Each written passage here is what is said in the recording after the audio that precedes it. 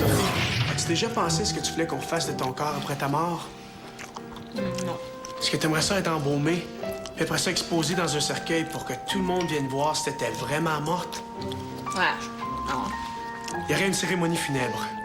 Puis après, une longue procession en corbillard jusqu'au cimetière. Puis après, on mettrait ton corps dans la terre. Non, arrête là. Ou peut-être, tu préférerais être incinéré. On mettrait ton corps dans un four à haute température pour que tout soit consumé. Puis après, on boirait tes cendres pour que tous les gros morceaux soient cassés. Après ça, on mettrait les cendres dans une urne, puis on donnerait ça à ta famille. Ou bien non, si tu voudrais, je les garderais chez nous.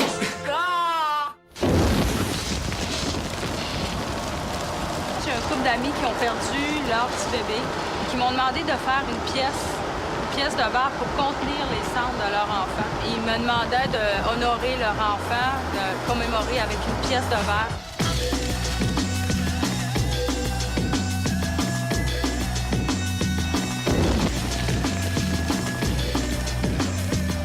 Bonjour, je m'appelle Karine Bouchard. Je suis artiste verrier pour l'entreprise Vers Minuit. L'idée du nom Vers Minuit, ça a été un peu par hasard, parce que Vers Minuit, c'est le soir de la vie. Je travaille beaucoup avec les gens funéraires. Je travaille aussi beaucoup le soir, fait que c'est tout ça qui fait que ça représente mon entreprise. Les journées en verre, ça n'existait pas au Canada. Je suis la première, puis je suis encore la seule là, qui en fait.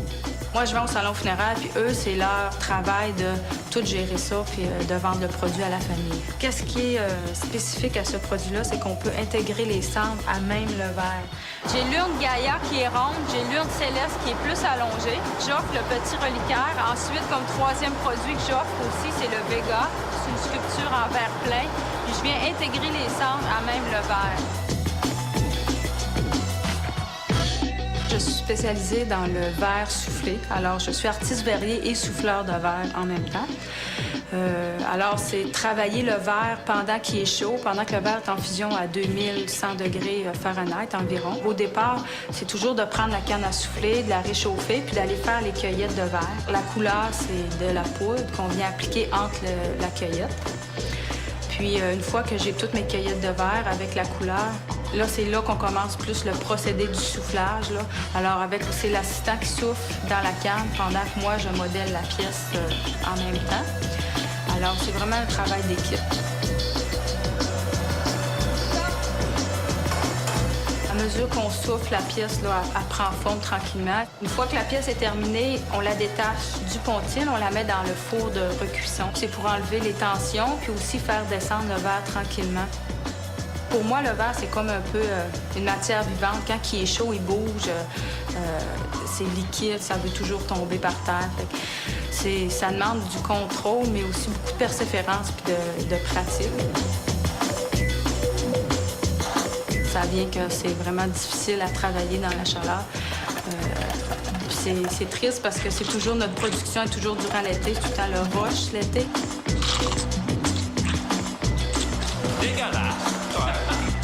Je m'occupe beaucoup plus de la production, tout gérer l'atelier, les stocks, tandis que Claude, lui, s'occupe des clients, les comptes fournisseurs.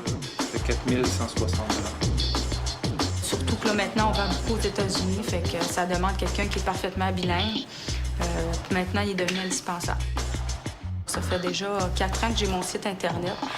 Ça nous aide beaucoup à donner de l'information. On fait aussi beaucoup de projets corporatifs. On fait du luminaire, très spécialisé, là.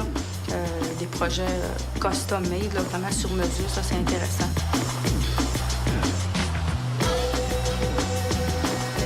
C'est moi le patron, c'est moi le boss. Je décide de mes heures.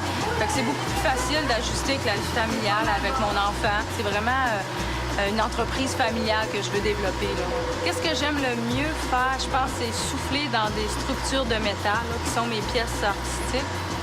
J'ai vraiment besoin de créer pour être satisfaite, pour être contente.